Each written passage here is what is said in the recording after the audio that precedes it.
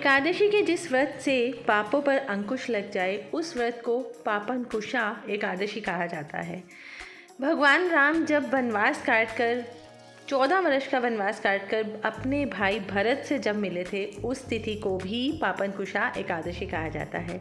राधे राधे, जय श्री कृष्णा। कैसे हैं आप सब? आशा करती हूँ आप सब स्वस्थ होंगे, मस्त होंगे अपने अपने घर परिवारों में। स्वागत है आपके अपने चैनल कृष्णा सखी मलिका में। तो दोस्तों, आज है पापंकुशा एकादशी। ये एकादशी बहुत ही बड़ी एकादशी मानी जाती है, क्योंकि जैसे कि नाम से ही हमें पता चल रहा है, ये जो एकादशी है ये पापों का नाश करती है। हमारे जितने भी पाप होते हैं जो हम करते हैं उन पापों पर अंकुश लगाती है। और इस एकादशी का व्रत करने से हमारे अंदर के जो पाप होते हैं ना, वो स्वयं ही नष्ट होते जाते हैं और धीरे धीरे जो पापी होता है ना इंसान, वो पापाचरण जो होता है उसको छोड़ देता है। आप लोग भी इस एकादशी को ज़रूर रखिए। ये एकादशी का व्रत भी हज़ारों लाखों करोड़ों एकादशियों के व्रतों के बराबर माना जाता है। ये एकादशी का व्रत हमें ज़रूर रखना चाहिए। दोस्तों, इंसान पापों से मुक्ति पाने के लिए ना जीवन भर प्रयत्न करता रहता है, जत्न करता रहता है, लेकिन तब भी उसके पाप जो होते हैं ना वो नष्ट नहीं होते हैं। लेकिन ये एक ऐसी एकादशी है जिसको करने मात्र से ही उसके अंदर, अपने अंदर ही मतलब ये सद्भाव पैदा हो जाता है कि मुझे पाप नहीं करने हैं। धीरे धीरे उसके जो पाप होते हैं ना वो नष्ट होते जाते हैं और पुण्य में वृद्धि होती जाती है। पापंकुशा एकादशी हमें ज़रूर रखनी चाहिए और ज़रूर करनी चाहिए। तो आज है एकादशी, तो आप भी एकादशी का महत्व को ज़रूर समझिएगा और इस एकादशी को ज़रूर रखिएगा। तो सबसे पहले मैंने सुबह सुबह भगवान को, जैसे कि नित्य नेम होता है उसी हिसाब से 6 बजे के करीब उठा देती हूँ मैं अपने भगवान लड्डू गोपाल को, और उसके बाद उनको स्नान वगैरह करवाती हूँ। तो स्नान आप दूध से भी करवा सकते हैं, पंचामृत से भी स्नान करवा सकते हैं, जल से भी करवा सकते हैं। मैं इनको जल से स्नान करवा रही हूँ और थोड़ा सा मैंने ना बीच में गंगा जल भी मिला दिया है, थोड़े से तुलसी दल डाल दी हैं और फूलों की पंखुड़ियाँ, जो गुलाब की फूलों की पंखुड़ियाँ होती हैं ना, वो भी मैंने डाल दी हैं। भगवान को स्नान हो चुका है। तो दोस्तों, एक चीज़ और है, अब आजकल मौसम थोड़ा सा बदल गया है, तो बहुत ठंडे जल से भगवान को स्नान मत करवाइए, हल्का सा गुनगुना कर लीजिए। तो अगर आप सुबह सुबह भगवान को जल से स्नान करवा रहे हैं तो जल थोड़ा सा ना गुनगुना होना ज़रूरी होता है। अब हम करते हैं भगवान का श्रृंगार, उनका भोग वगैरह लगाएंगे। तो सबसे पहले आप एक चौंकी तैयार कर लीजिए और उसके ऊपर पीले रंग का वस्त्र डाल दीजिए। तो कि इस एकादशी को पीले रंग का वस्त्र बहुत महत्व माना जाता है।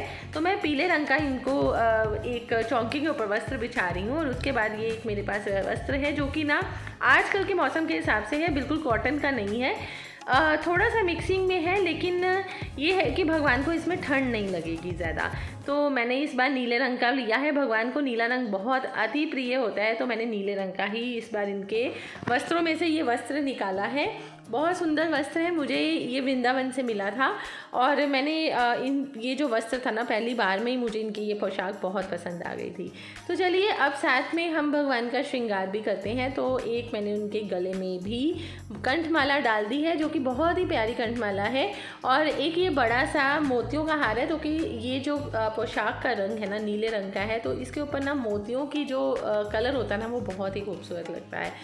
उसके बाद श्रृंगार कीजिए। भगवान को स्नान करवाने के बाद श्रृंगार है, उनको फूलों से सजाइए, फूल अर्पित कीजिए और फल भी इस दिन भगवान को ज़रूर हमें भोग में लगाना चाहिए।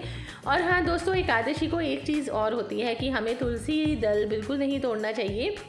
एकादशी से एक दिन पहले आप तुलसी दल तोड़ के रख लीजिए अपने पास और वही भगवान को चढ़ाइए। तुलसी दल से ही भगवान को स्नान कराइए। और अगर आप कोई भोग वगैरह भी भगवान को लगाते हैं ना, तो उसमें तुलसी दल लगाना ज़रूर अनिवार्य होता है, क्योंकि बिना तुलसी दल के भगवान जो होते हैं वो भोग बिल्कुल भी स्वीकार नहीं करते हैं। और स्नान के समय भी मैं तुलसी दल ज़रूर डालती हूँ, और जब इनका श्रृंगार हो जाता है ना, तो उस टाइम भी मैं तुलसी दल ज़रूर भगवान के पास रखती हूँ।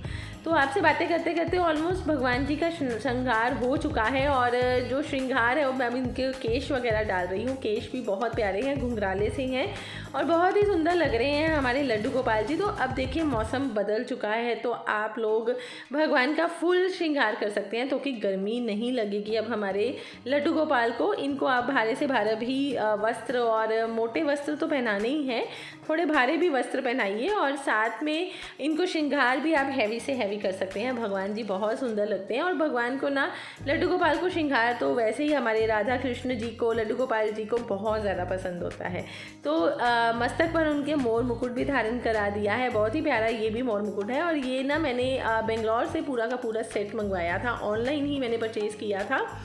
अगर आप कहेंगे तो मैं आपको इनका लिंक भी दे दूँगी जहाँ से मैंने ये पूरा का पूरा इनका किया था, परचेज़ किया था। और देखिए भगवान के ना मस्तक पर मैंने तुलसी जी रख दी हैं, तुलसी जी विराजमान कर दी हैं। तुलसी जी के बिना भगवान बिल्कुल भी अपने आप को तैयार नहीं करवाते हैं, तो तुलसी जी को सबसे पहले ज़रूर रखिएगा। और बाद में हम लास्ट में भगवान जी को इत्र सेवा देंगे। इत्र सेवा हमें ज़रूर देनी चाहिए। गर्मियों में जैसे कि आप चंदन की इत्र सेवा दे सकते हैं, क्योंकि चंदन ठंडा होता है और चंदन की इत्र सेवा ज़रूर देनी चाहिए।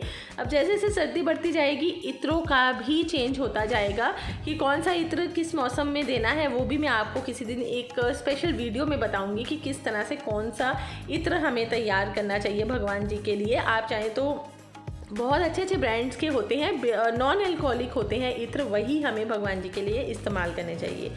अब जलाते हैं हम भगवान जी के लिए जोत। और दोस्तों एक चीज़ और है, भगवान लड्डू गोपाल को या भगवान कृष्ण, राधा कृष्ण जी को जब आप तैयार करते हैं ना, तो हमारे पास ना एक गौ माता और उनका बछड़ा ज़रूर होना चाहिए, वो उनके पास ज़रूर रखिए।